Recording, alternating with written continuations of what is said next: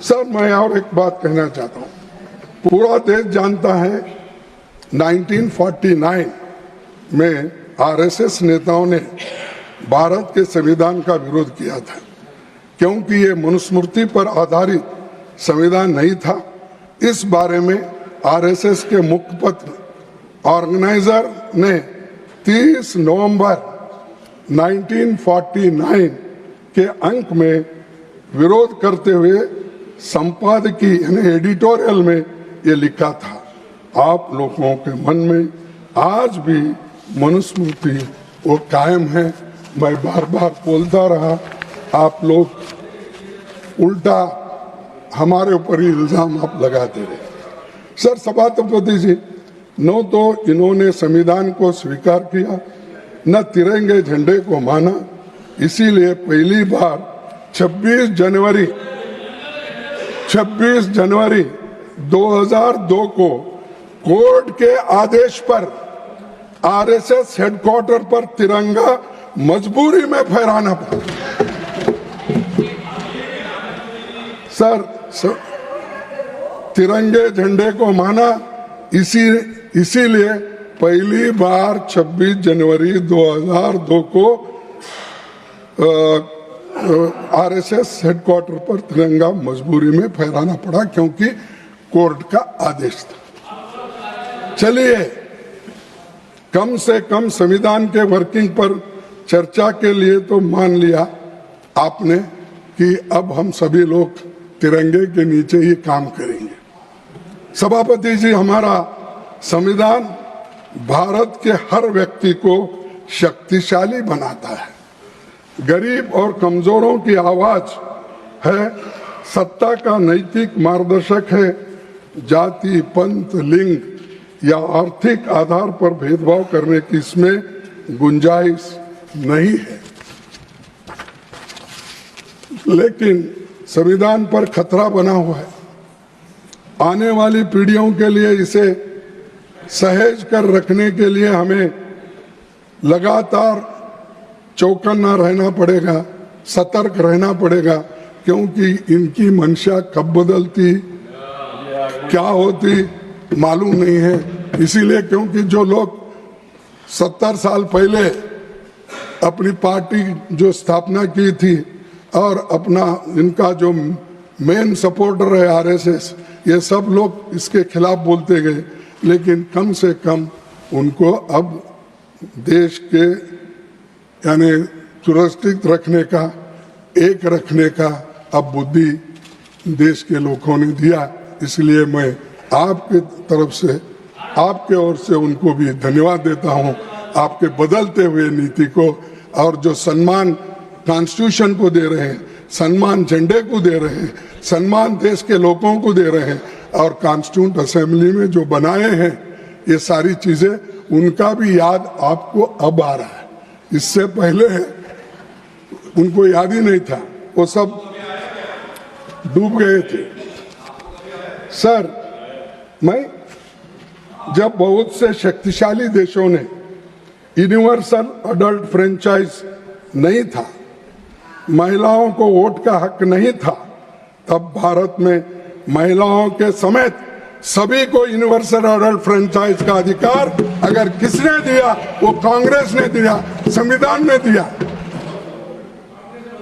और ये संविधान अडल्ट फ्रेंचाइज, सर आपको तो मालूम है कि कितने देशों के, आप भी कॉन्स्टिट्यूशन पढ़े होंगे, बहुत से महिलाओं को, या ऑस्ट्रेलिया हो, अमेरिका हो, यूके हो, फ्रांस, वहां पर डेमोक्रेसी की बहुत बातें करते थे, लेकिन डेमोक्रेसी के साथ, संविधान के साथ उनको वोटिंग का पावर नहीं मिला था।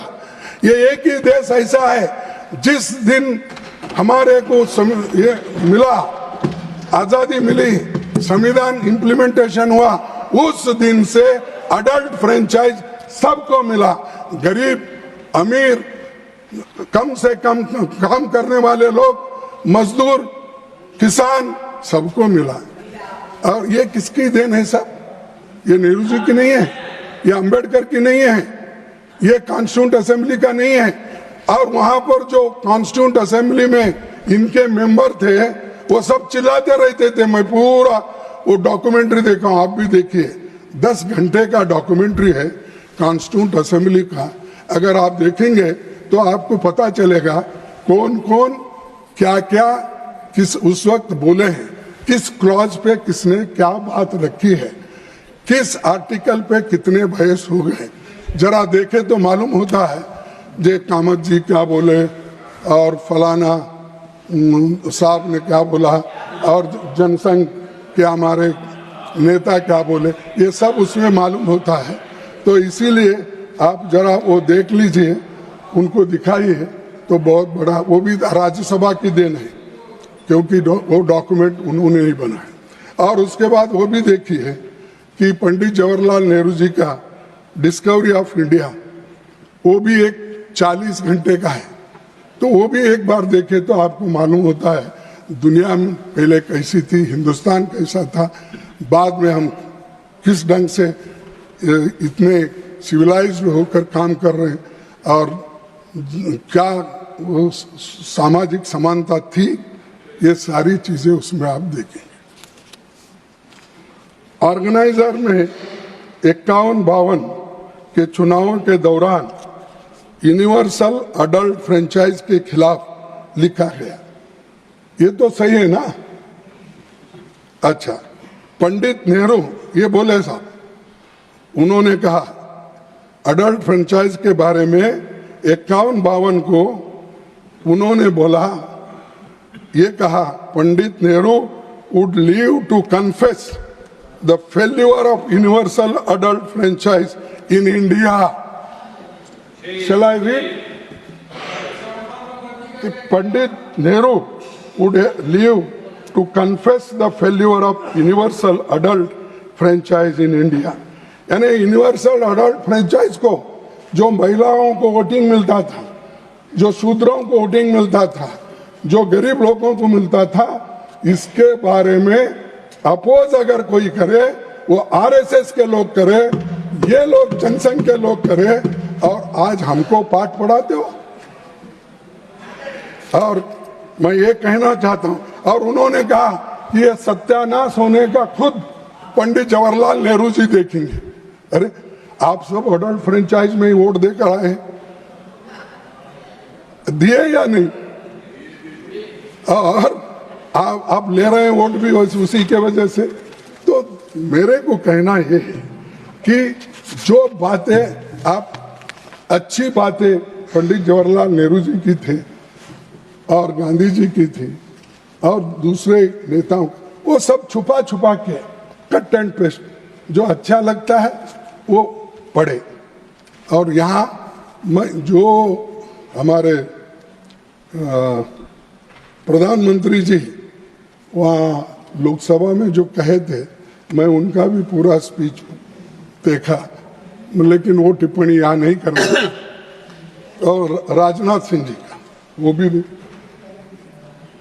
देखने के बाद मुझे ऐसे महसूस हुआ कि वो जो भी कोट वहाँ कर रहे थे, सब कोट जो कॉन्स्टिट्यूंट असेंबली में बाबा साहब अम्बेडकर ने जो बोला था और दूसरे नेता वही कोट किए, इनकी दिल की बात बाहर नहीं आई।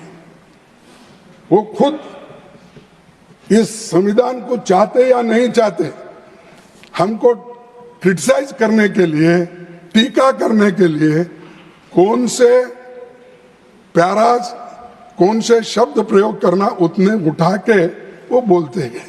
लेकिन आपने क्या किया वो बोला ही नहीं। आप देश के लिए क्या किया बोला नहीं। आप कितने बार जेल गए बोले नहीं। आप कितना पीड़ा देश के लिए आपने सहन किया ये कहा नहीं। अरे देश के लिए जो लोग लड़े नहीं, उनको आजादी का महत्व क्या मालूम है और संविधान का क्या मालूम है? जो पसीना बहाए, घर छोड़ के चले गए, विद्या अपूर्व करके रहे, और ऐसे लोग आज उनके बारे में, वो स्वर्गवासी होने के बाद आप उनकी बात करते हो।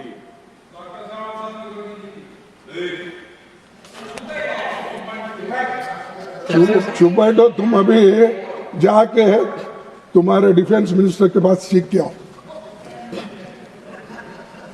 सर, आज हमको इंट्रोस्पेक्शन करना चाहिए, हमने क्या किया, क्या करना है, और जो वायदे हमने किए थे हमको बोले। वो प्राइम मिनिस्टर का स्पीच पढ़ा मैं, तो हमको सिखा रहे थे ये जुमले वाले हैं और ये झूठ बोलते हैं, ऐसा बोल के उन्होंने, अरे भाई झूठे नंबर 1 तो आप ही है। 15 लाख दे तो बोले सर अभी इंतजार कर रहा है, नहीं मिल रहा है। हाँ, और वो लोगों को 2 करोड़ रोजगार देने का बाद वो झूठ है, सच है। और किसानों को एमएसपी डबल करने का सर मिला।